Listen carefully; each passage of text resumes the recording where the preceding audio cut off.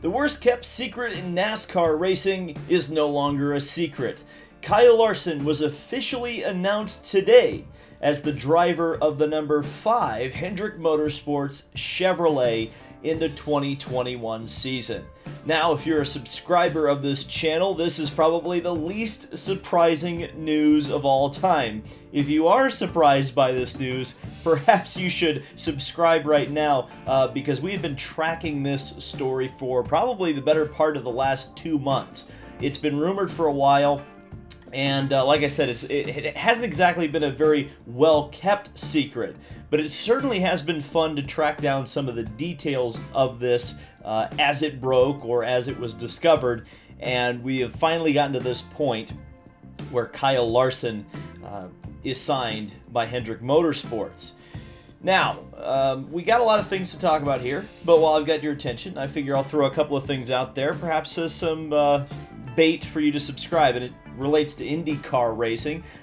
Here and there's a big announcement for the Chip Ganassi Racing number 10 car coming very, very soon. It's going to make quite a bit of people on Twitter quite salty. And also, I've heard that an Indy 500 winning driver has signed with a team that you may not have expected to be on the grid next year, or at least a car from a team you may not have expected to be on the grid next year. But anyway, let's get to the NASCAR news. Let's hear some quotes from Kyle Larson and Rick Hendrick about this move, and then let's kind of break down the timeline of events that led up to this particular outcome. Kyle is unquestionably one of the most talented race car drivers in the world, said Rick Hendrick, owner of Hendrick Motorsports, in case you were wondering. He has championship-level ability and will be a significant addition to our on-track program. More importantly, I have full confidence that he understands our expectations and will be a tremendous ambassador for our team, our partners, and NASCAR. Kyle and I have had many, many conversations leading up to today's announcement. I'm confident about what's in his heart and his desire to be a champion in all aspects of his life and career. Kyle has done important work over the past 6 months, and Hendrick Motorsports is going to support those continued efforts. And here's what Kyle Larson had to say on the subject. Hendrick Motorsports is a championship organization and has set a high bar for performance and for how its drivers represent the team and its partners, Larson said.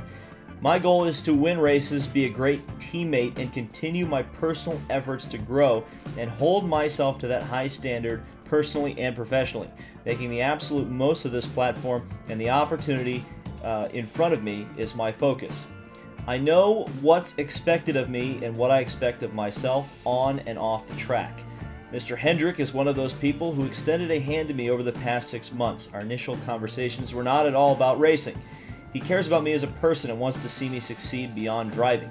I cannot put into words how grateful I am for the commitment, faith, and confidence from him and everyone at Hendrick Motorsports. And yes, we got to talk about car numbers very briefly, because ultimately it is just paint on the side of a race car. But this is the first time Hendrick Motorsports has used the number 5 since 2017. It's kind of actually hard to believe it's not really been all that long, but I guess Casey Kane's final couple of seasons with that number were particularly forgettable. Longer-term NASCAR fans will certainly remember the great success Terry Labonte had running that number, including a championship in 1996. And certainly, as on a personal note, Terry Labonte was my first favorite NASCAR driver. So that Kellogg's car in particular is really burned into my memory. Hashtag get that Kellogg sponsorship back and run a Darlington throwback. Kyle, Plixie Plox. And now we're at a point where we can tie this whole story together, or at least to the point where Kyle Larson is not only back in NASCAR, but he's back in NASCAR with a team and car that he could win the championship with. How in the heck did this happen? Well, of course, as we remember, way back during the shutdown, we had Kyle Larson go on the Monza Madness iRacing race, drop the N-bomb over a public channel, was suspended from NASCAR and fired from Chip Ganassi within the next couple of days.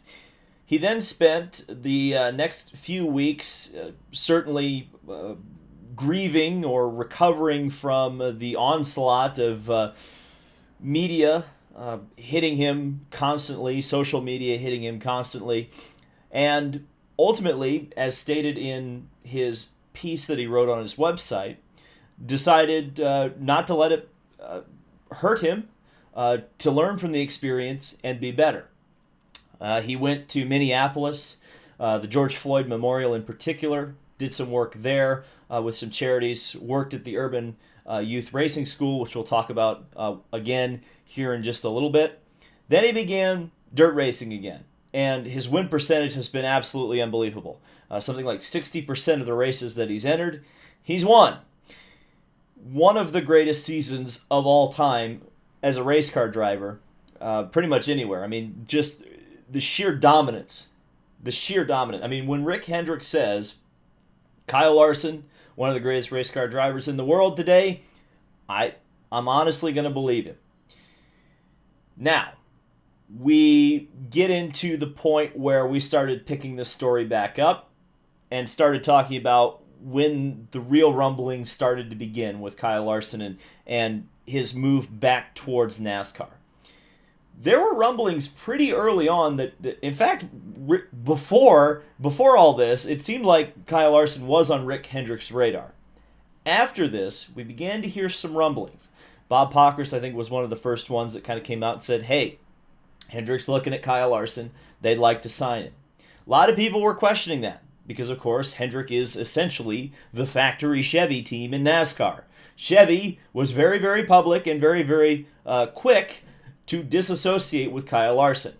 Well, at the Youth Urban Racing School, the Urban Youth Racing School, I finally got it right, Kyle Larson, Chevy, and NASCAR all met there. In fact, Chevy was one of the major backers, or is one of the major backers, of the Urban Youth Racing School. So they were pretty much in the front row for seeing Kyle Larson's efforts off the track. And I think it's worth noting as well that throughout all of this, the wins, the charitable work, Kyle Larson had been, until very, very recently, off of social media. He wasn't sitting around promoting all of this work that he was doing. He was doing it off the record and simply, in my opinion, to grow as a person rather than as a race car driver. And I think that's why we're seeing him get these opportunities.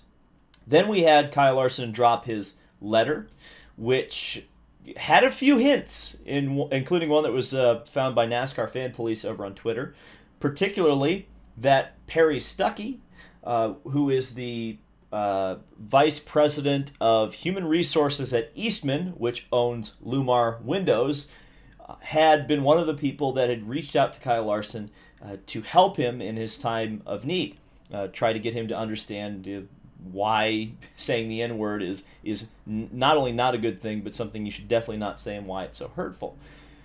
And that was the big, aha moment, if you hadn't had that aha moment about Kyle Larson to Hendrick yet. That was the sponsor that was directly associated with the 88 of Hendrick Motorsports, or at least what we used to know as the 88. The other big red flag, and it should have been obvious to everybody, was when Alex Bowman moved to the 48. There had been some rumors out there that Ally Bank was for right or wrong, not interested in having Kyle Larson represent their brand. That meant that Bowman, who'd been driving a largely unsponsored car for most of the season, would be able to move into a fully funded car, and his squeaky clean record would make Ally happy. And guess what? It would open up a seat for Kyle Larson that was fairly risk-free from a sponsorship standpoint, and the sponsors that are going to be on that car next year will have been ones that have already associated publicly with Larson, and they have clearly already prepared for any potential PR backlash, which I think will be very little at this point in time. One more thing I think that really needs to be pointed out here is Kyle Larson's management team, Pro Sport Management. Now, I had mentioned this in another video. I think it's worth reiterating. They not only represent Kyle Larson, they represent Denny Hamlin, Bubba Wallace, and Chase Elliott. Perhaps most importantly in this particular case, Hendrick's golden boy. and Hendrick's new Golden Boy, both represented by the same company. And obviously, I don't think Kyle Larson is single-handedly orchestrating his road to recovery. I think the management team has a significant part to play in that, and I think they've played it very well. I think the fact that Kyle Larson has been off of social media for so long, again, up until just recently, has been a great thing for his image. I think the fact that the way that he came back to social media, came back to the internet, publishing that letter, I thought that was a great move. And his kind of slow drip of information has been good. Like I kind of said in the Bigfoot travel stop parking lot, I think that everybody involved wanted this to be a slow drip, did not want this to be a surprise, because if it was normalized by the time they announced it, that there would be significantly less backlash when they actually did. And again, from the social media reaction I'm seeing, it's like a mixture of, yeah, finally, yeah, we knew, or mostly positivity.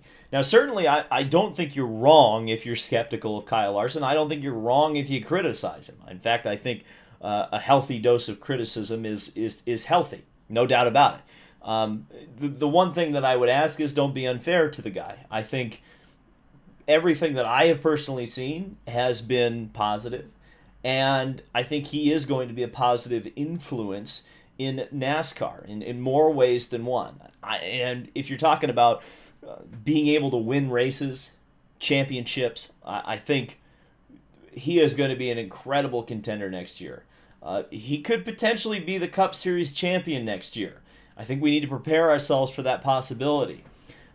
He's going to be motivated as all hell. And not that I don't think he was motivated at Chip Ganassi Racing, but I don't think he was 1,000% into it. I think there were times where he was very motivated, but I think after this, I think he is going to be kicking ass and taking names, so to speak. And I think Hendrick Motorsports is going to help him a lot. I think having teammates like Chase Elliott are going to help him a lot, just to be able to see drivers who are able to win, every given Sunday and be able to work off of that. I think, again, no criticism of Ganassi Racing, but I don't think they're absolutely in that elite championship winning level that they would need to be, that Kyle Larson would need them to be. Hendrick Motorsports absolutely is. 2021 is going to be a wild season for more ways than one, and hopefully it's not wild in the ways that 2020 has been. So what do you think? Kyle Larson going to Hendrick Motorsports officially. Where do you think he's going to rank? How many race wins do you think he's going to get? And what do you think about any potential backlash he may face? Thank you guys so much for watching. This has been David Land on YouTube. More uploads coming very soon. Just because the racing season's winding down does not mean that this content is winding down. We'll see you in the next video.